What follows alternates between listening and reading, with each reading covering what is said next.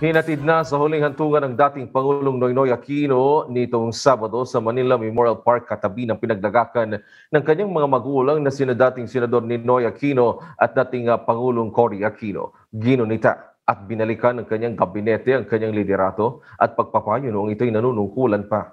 Ngayong umaga, makakapanayam natin si dating Health Secretary Janet Garin at ngayon ay Iloilo 1st District Representative. Magandang umaga po, Congresswoman Janet Garin. Welcome back sa Pambansang Almusal. Nakamute po kayo, Congresswoman. Magandang umaga rin po sa inyo. Opo. Congresswoman Janet Garin, noong panahon po ng Aquino administration, nagsilbi kayo bilang Health Secretary. Kung babalikan po natin yung inyong naging termino noon, ano yung hindi ninyo makakalimutan na proyekto ng Department of Health sa ilalim ng Aquino administration? No, napakarami po, but basically it boils down to bringing public health closer to the people. Noon nga nasa Dumaguete at nakita niya na nung nakikiusap yung isang pasyente may renal problem, renal failure at kailangang i-dialysis. Ang tanong niya, kailan ba pwedeng makapasok itong pasyente ito? Kaya ang sagot ng doktor kapag po may namatay na nagda-dialysis, mababakante po yung slot na yan. And that pained him, no, hanggang pabalik. Kaya ang sabi niya, kailangan bawat probinsya, bawat accessible area, bawat malaking bayan, and bawat city, magkaroon ng dialysis center. So he actually instructed me to craft a program na may kaakibat na PhilHealth packages para hindi mahirapan yung ating mga pasyenteng either may diabetes or may renal failure from other causes. Kaakibat din dito yung pagdala ng cancer center sa every regional center, regional hospital. Kaakibat din dito yung medical assistance program, no? Kasi nagulat siya nung nakita niya, hindi ganun kalaki, no? 60 to 70% pa rin yung out-of-pocket expenditure ng bawat pasyente na ospital. Kasi hindi ganun kalaki ang bawas ng PhilHealth. Kaya ang sabi niya, on top of PhilHealth, paano ba mababawasan yung out-of-pocket expenditure? Doon po nabuo yung medical assistance program na ngayon nga pinalawak na ng pinalawak. Kaya kapag pumunta ka sa hospitals, pumunta ka sa government offices, pwede kang makahingi ng MAIP, which was formerly known as Medical Assistance Program, which is it is a cash incentive na binabawas sa hospital bill. Congresswoman, nagulat po ba kayo nung inyong nabalitaan ng pagpanaw ng dating Pangulo at nagpunta rin po ba kayo doon sa kanyang burol? Ano po ang inyo pong mga naging contribution dito sa mga huling sandali po ni dating Pangulong Aquino? Well, talagang nagulat po, no? Kasi while I came to know about the possible transplant sometime around May, no, yung posibilidad. And then nung June nga, syempre, as my former boss, I asked him how he was feeling because my husband is also a renal transplant patient. So sabi ko, sir, it's actually a simple procedure. Kailangan lang po talaga na magpalusog kayo to prepare yourself. Syempre, medyo may maraming comorbidities, no, ang ating dating Pangulo dahil siya nga smoker at siya may diabetes. Yun, sabi niya he's preparing for transplant pero may mga problema nga, no, at mahina kasi siya, nangihina siya, no, i-compare sa other patients who are aggressively being treated. Syempre, may epekto rin kasi sa puso niya, sa overall na health, no, ng isang tao. May epekto kapag ikaw ay medyo matagal-tagal na rin na diabetic. Nung pumanaw nga siya, naking gulat ko. I think I received the information. I was being interviewed in your station. Yes. Opo. Congresswoman, is that the real factor? Bakit hindi natuloy yung kanyang kumbaga operation, yung kanyang renal transfer ika? Kaya nadiretso na po na talaga nagpahinga ang dating Pangulo? Well, I think it's best for his family and his doctors to talk about it, no? Pero personally, ang paningin ko, may contribution. Siyempre, ang dialysis kasi Merong iba twice a week. Merong ibang 3 times a week. Kapag hindi ka nakakapadialysis, yung toxins sa katawan mo, syempre kumakalat yan, no? But what I wasn't able to see him personally prior to dying. I only saw him when he was already declared dead at the hospital. Pero nakikita mo kasi naririnig na ko nga nung nangungumusta ako dun sa mga tao sa palibot niya na pagod siya, no? Pagod na pagod siya. Hirap din siya, no, sa kanyang sitwasyon. Hirap din siya sa kanyang kalusugan. At andun din kasi yung factor na yung personality kasi ni former president, ayaw niya na mahihirapan yung iba dahil sa kanya. He always wants to keep personal things close to his chest, no? So sabi ko nga nung nalaman kong medyo talagang nagkakasakit na siya, na baka pwede naman kayong madalaw bilang dati naming boss, and he said he was keeping his bubble. So parang he didn't want. Alam niya naman kasi na syempre pwedeng mapolitika, pwedeng hindi. He didn't want it to be used na parang kawawa naman siya, may sakit siya. Parang sabi niya ang dami-daming kailangang asikasuhin. And of course, it was also as a public servant who have been in politics for so long. Kapag ikaw kasi may sakit, kasama kasi doon sa recovery mo, dapat yung palibot mo walang stress. But under this pandemic, you can feel all the stresses in life. And he's an economist, so he knows where we are going after this pandemic. Congresswoman, nagkaroon ng reunion. Of course, ganyan talaga pagka may mga namamatay tayong mga kaibigan at mahal sa buhay. How's the atmosphere? Recalling the administration of former President Aquino, ano ho yung pakiramdam? Nakasama nyo, nakita nyo, yung mga dati nyong kasama sa gobyerno, yung dati nyong mga katrabaho? Well, malungkot syempre yung talagang ambience, no? Kasi yung iba kasi hindi sila aware. Marami rin yung hindi aware na ganito nga ang ang nararamdaman niya na. So others thought that many didn't know that he was going in and out of the hospital. Like even I myself, partial lang yung malalaman mo kasi yung sa kanya is he also feels he has done everything. I mean, he has done a lot of things already, which is true.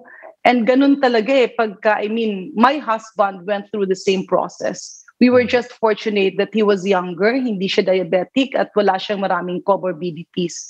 Pagod na pagod talaga ang taong nagdadialysis. And pagod na pagod ang tao kapag may end-stage renal failure. And it's not that easy also to look for a donor. Andun rin kasi yan na nag-aabala yung pasyente na kapag naging donor siya, no? Ano kaya yung kalusugan naman nung donee, no? Yung nagdo-donate, no? Yung donor, no? Kasi siya yung donee. Hindi naman kasi, especially for non-medical person, many of them wouldn't know that you only need one kidney to live. Congresswoman, I know it's a hard question to answer, but let me just ask this question. During the time of the Aquino administration, the Dengvaxia issue is really a hot issue. Parang minana niyo po from Secretary Enrique Ona the issue of Dengvaxia. How did you handle that issue, ma'am? Lalo na parang bangungot pa rin yung issue na yun hanggang sa kasalukuyan dahil ito naman, meron tayong vaccine naman para sa COVID-19. Well, it was really very tough, no? And the stress was so much because you were being vilified. At napakahirap ng platform para sumagot ka kasi right and left na yung bashing. And vaccinology is a very delicate thread. Hindi ganun kadali i-explain sa tao yung proseso. At talaga namang tapos na yung clinical trial na kailangan before it can be commercially or publicly used. Pero lahat kasi ng gamot, bakuna sa medisina, maski ginagamit mo na, patuloy-tuloy yung trial nga, which is called surveillance. So, it's difficult, but I remember the former president, Pinoy, telling me, kasi nakikita niya ng pagod na ako. Sabi niya, how are you faring? No, nung nagkita kami sa isang hearing, sabi ko, sir, I can answer everything, no, especially on the medical side. Pero karamihan kasi nitong mga scientists at mga doktor na kasamahan ko, all of them are not used to public backlashing because scientists are almost always confined in the four corners of the laboratory and medical conference room. So that is what pains me. And then sinabi niya, alam mo, pakirelay sa kanila, if you are down, there's no way but to go up. At dinaanan ko ang maraming bagay na yan since maliit pa ako. Life has taught me to be tough. Yun yung paulit-ulit yan na sinasabi. And we can feel that he really wanted to help. However, it was also, marami rin siya, ang dami-dami niya. I mean, aside from Demvaksha, he also had a lot of other cases. Correct. And we can feel, no, that he was concerned. Kaya nga yung pagka kasi tinatatamaan siya personally, parang hindi siya tinatabla, no? I think I heard a word from him na parang Teflon. Something like meron ng bulletproof, no, or plastic roof around him na pagka tinatapunan ka na dumi, kusa na lang siya nag-slide. But then if he sees death, kunyari magkakaroon ng leptospirosis, may batang namatay sa dengue, may kinagat ng aso, hindi na complete yung rabies vaccination. It really pains him, things like that. So a single death is unacceptable for him. So I can understand the pain he was feeling when the pandemic struck in, because he looks at our country as his family. So whenever we talk about him, we were expecting na baka merong mga personal discussion like love life, pamilya niya, friends niya. But even pag kami napupusuan siya, syempre yung discussion niya is ekonomiya pa rin, bansa pa rin. Kaya sabi ko, sir, one time I told him, sir, baka pagkaganyan, every time ka-date mo yung napupusuan mo, baka ma-bore sila because sometimes these discussions are piling-pili kasi ang tao na talagang na-excite sa discussion ng ekonomiya. Correct. At future ng bansa. Congresswoman, ang ganda nung sinabi niyo, no? If you're feeling down, the only way is up. Do you think the issue of the death of former President Aquino will have an effect in the politics, in the issue of politics in our country? Well, I really do not know, but let me tell you this, Reg, no? Marami ang hindi nakakaalam. President Aquino, the former president, and myself belong to political parties, no? I was with Lakas CMD for a long time. He was with the Liberal Party. So nung naupo siyang presidente, syempre masyadong maingay, no, ang partido niya dahil yung kalaban ko sa local Liberal Party. And he was forced, no, and he called me up and he said, alam mo, mabigat ito sa damdamin ko. Kasi at that time, presidente na siya. Nakasama ko kasi siya sa Kongreso. We were together in Congress when we were both congressmen. And I was supposed to be incoming deputy speaker, pero naging presidente din naman siya. So, syempre, medyo maingay, no, ang partido niya. So, medyo hindi ako natuloy doon, no, natanggal ako doon. But nang una niyang sona, nakita niya ako from afar, lumingon siya, and then nag-sign siya. Sabi niya, Janet, you are still my friend and we will forever remain friends. No, at lumapit siya at sabi niya, alam mo, ganito talaga itong politika, may mga partido. But let us not allow political parties to ruin our friendship. After that, nung ako'y tinawag nga niya, kasi biglaan yung pag-appoint sa akin, I asked him one thing, Mr. President, napakahirap pong tanggapin ko yon kasi maiintindihan ko at maniniwala ako na magwawala yung iba mong kapartido. And he told me one thing. Sabi niya, Janet, when you are called to public service, andun yung politika, no? But public service should transcend above politics. At kaya kita kinukuha because I've seen you work. And then I won't forget this because you will always tell me this, no, na alam mo ang problema sa'yo, you always undermine yourself. Hindi ka naniniwala sa sarili mo. You have to believe in yourself because you are really delivering something for the people. Ang sabi niya, you have to believe in yourself and to believe in every Filipino because all of us are gifted. So Correct. sabi niya, if you accept my offer, I would request you to help me make a legacy. Sabi niya, kasi bilang ekonomista, lahat ng ginagawa mo, kapag may problema ka na isa, na kalusugan, everything will crumble. And he always repeats that. Nung pumutok yung Ebola, pinatawag ka ako agad. Sabi niya, Janet, remember, kung hindi makontrol yung Ebola, itong edukasyon, itong trabaho, itong ekonomiya, all of this will crumble. You will see your house burning if you have an outbreak or a pandemic. Kaya pag kami ganyan, hindi kami natutulog, not because there's a lot of things to work, but also because gising na gising siya, overseeing and making sure that we are really doing everything that's possible. The same thing happened with Burskov. And every time na meron siyang maririnig o mababasa pertaining to a possible outbreak and pandemic, nakikita mo personal yan na dumarating sa Department of Health, even when I was undersecretary. And basically, when he appointed me, he said, you know what? We may not be from the same political party, but let not that cross your mind. No? Always remember that I appointed you because I know we can work together and we have shared common advocacies before. No? Kasama kasi kami sa reproductive health, kasama ko siya sa cheaper medicines law, kasama ko sa universal healthcare law.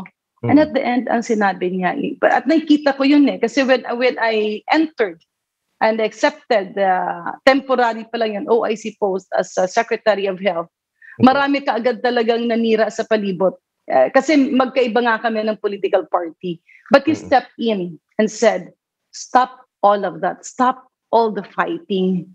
Because in health, ang kalaban natin is sakit. Hindi pwedeng naglalaban-laban tayo at hindi pwedeng papahirapan niyo si Janet because if she can deliver, then all of us will benefit. And that is something that I'm thankful for, no? Yung kumpiyansa, yung pagbigay niya ng suporta. At one time, nagulat ako, no? Nung he was looking at the budget. Sabi niya, bakit training at biyahe para sa mga BHWs? Iti-training niyo silang kumuha ng temperatura. Wala naman silang thermometer. Iti-training niyo sila mag-alaga ng mga diabetic patients. Wala naman silang glucometer, yung pagkuha ng sugar. Kailan ba sila nabigyan ng mga kagamitan para ipaglaban ang kalusugan? You cannot just train them, but give them no arms. Walang bala.